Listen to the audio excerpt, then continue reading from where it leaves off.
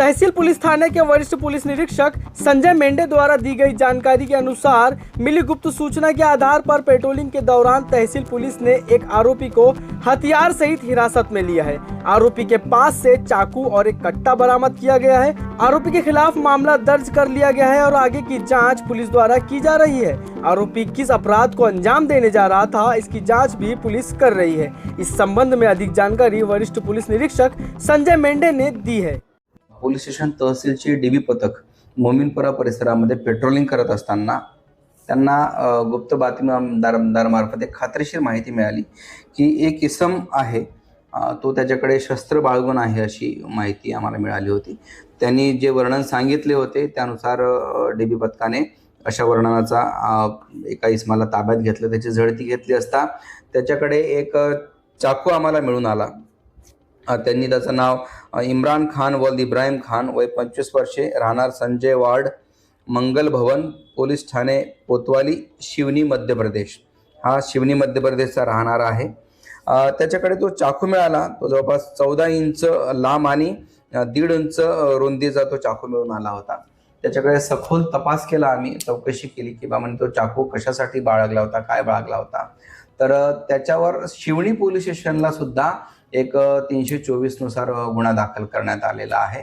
तो रेकॉर्डवरचाच आरोपी आहे आणि सदरवेळी डीबी पथकाला त्याच्याकडे एक चाकू सुद्धा मिळून आला।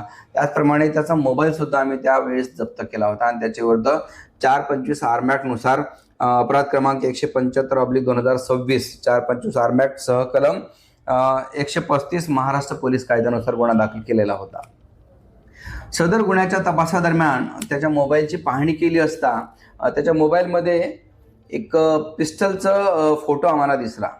मग त्या आरोपीला आम्ही सखोल चौकशी केली, विचारपूस केली, तेव्हा त्यांनी कबूल केलं की सदरचे पिस्टल हे त्याच्याकडे शिवणी त्याच्या राहते घरी मध्य प्रदेश येथे आहे आणि सोबत आल्यास ते पिस्टल तो काढून द्यायला तयार होता। त्यानुसार मेमोरंडम पंचनाम्यानुसार आम्ही टीम शिवनी येथे मध्य प्रदेश पाठवली होती। त्यानुसार आरोपीच्या घरातून एक पिस्टल सुद्धा जप्त देशी बनावटीचे पिस्टल जप्त करण्यात आलेला आहे। सदर आरोपीला माननीय न्यायालयात हजर करून 3 दिवसाचा PCR घेण्यात आलेला आहे। नेमकं त्यांनी पिस्टल आणि हे चाकू कशाकरता बाळगलं होतं, त्यांनी ते कुठून आणलं होतं आणि कुठल्या गुन्ह्यामध्ये तो वापरणार होता याबाबत आम्ही सखोल तपास करीत आहोत। सदर गुन्ह्याचा तपास PSI रसूल खान हे करत आहे।